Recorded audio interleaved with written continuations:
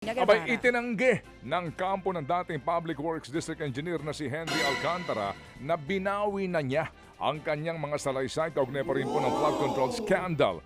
Ayon po sa kampo ni Alcantara, hindi totoo at misleading daw ang kumakalat na balita kaugnay ng pagbaligtad nito. Hindi raw po babawiin ni Alcantara ang kanyang sinumpaang salaysay, lalo pat meron na siyang Memorandum of Agreement sa DOJ bilang bahagi po ng kanyang pagpasok sa Witness Protection Program. Kahapon nga po ay nagpunta si Alcantara sa DOJ kaugnay ng kanyang aplikasyon sa naturang programa, pero hindi na siya nagpaunlak pa ng anumang panayam. Tingin naman ng constitutional expert na si Attorney Domingo Cayosa, propaganda lamang ang pagpapakalat po ng bumaligtad na si Alcantara. Hindi rin daw po makakaapekto sa investigasyon kung totoo nga na itong si Alcantara ay bumaligtad na. Lalo pat nagsauli na nga ito ng milyong-milyong salapi. Yung mga daang-daang milyon na sinuli niya, hindi ho yan testimonya eh. Real evidence yan. Sabi niya, ito yung parte ng ninakaw. Hindi siya makakalusot yan. Hindi niya pwedeng sabihin, ay hindi ko pala ninakaw ito at wala naman palang pera kasi it's real evidence. So it will stay. So yung hindi ho basta-basta ma-erase lahat yan. At kami po mga kapatid ay tumatawag nga sa abogado po nitong si Boss Henry. Apo ito pong ELJ Law Office. Sa pamamagitan po ni Attorney Emil Carlo Joven, ang partner po na naturang tanggapan at humihingi kami ng kaukulang panayam. Ngunit kami po ay hindi pinagbibigyan. Para nga natin malaman ano ba ang katotohanan dito at bakit po may sinasabi ngang inilabas na umano'y kopya ng kanyang recantation affidavit. Yan po ang tinig ni Attorney Domingo Cayosa. Samantala, naghain po ng not guilty plea si Sara Diskaya sa pagkakasangkot niya sa Ghost Flood Control Project sa Davao Occidental.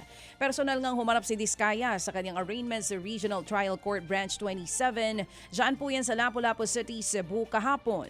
Dumalo rin dyan ang siyam niyang kapwa-akusado, kabilang na po ang presidente ng St. Timothy Construction na si Maria Rimando at 8 pang DPWH engineers. Pare-parehong not guilty ang plea ng mga akusado sa kasong graft at malversation. Kaugnay pa rin po yan ng 96.5 million pesos na Ghost Flood Control Project sa Davao Occidental. Ibinasura naman ni Lapu-Lapu City RTC Branch 27 Judge Nelson Leico ang motion to quash ng mga akusado at ang hiling na ilipat ang pagliliti sa Davao Occidental. Pero inalmahan ito ng mga abogado ng mga akusado at iginiit na maghahain sila ng petisyon at motion for reconsideration ungkol dito. Sa ilang pang balita po naman, nanunood din daw ang sistema ng korupsyon sa Bureau of Fire Protection. Sa sinasabi po ni DILG Secretary John Vic Remulla, meron daw hong malalim at matagal na pong sunog ng irregularidad sa loob ng ahensya. Matindi po raw ang pangungurakot mula sa mga fire inspector hanggang sa pagbili nga ng mga fire extinguishers at fire truck. Fire truck daw na umaabot ng 15 bilyong piso taon-taon. Kasama raw sa modus ang paglalako ng mga taga-BFP ng overpriced na fire extinguisher sa mga real estate developers nang hindi dinadaan sa tamang bidding. Naiipit daw sa garapalang sistemang yan ang mga developers dahil sa kung hindi sila susunod ay hindi sila bibigyan ng Certificate of Fire Compliance at Occupancy Permit. Ayon kay Remulla, iniimbestigahan na daw nila ang mga ito at nakatakda silang maghain ng reklamo sa Ombudsman sa tamang panahon. Samantala, nakikipag-ugnayan na sa Interpol o International Police ang Pilipinas para maaresto at mapauwi ng bansa ang pugante at dating kongresista na si Zaldy Co. Ayon kay DILG Secretary John Vic Remulla, ipinag-utos na raw ng Pangulo na gawin ang lahat para mapabalik ng bansa si Zaldy Co. Kabilang po dyan ang pag-a-apply ng extradition treaty sa Portugal kung saan siya pinaniniwalaan na nagtatago sa ngayon. Sa ngayon nga ay walang extradition treaty ang Pilipinas sa bansang Portugal. Sa pamamagitan sana nito ay po pwedeng maaresto ng Portuguese government si Zaldy Co at maisuko dito po sa bansa. Pareho po naman nanindigan ang Independent Commission for Infrastructure at ang palasyo na tuloy pa rin daw sa kanila pong trabaho ng fact-finding. Ayon kay Special Advisor ng Komisyon na si dating PNP Chief Rodolfo Azurin, hindi pa pwedeng tumigil ang trabaho kahit na iisang commissioner na lang daw ang natitira sa ICI.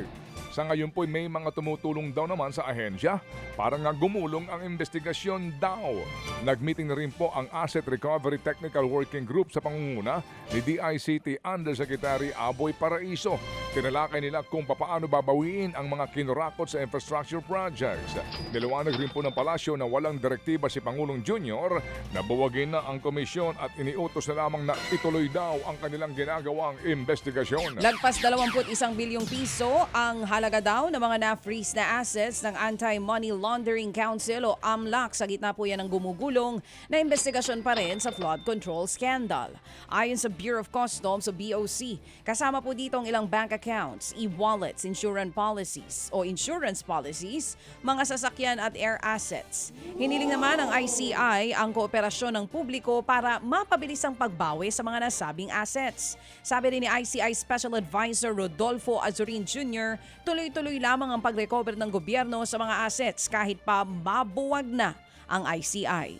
Mga kapatid, brothers and sisters, saan ka pa? Dito na tayo sa totoo.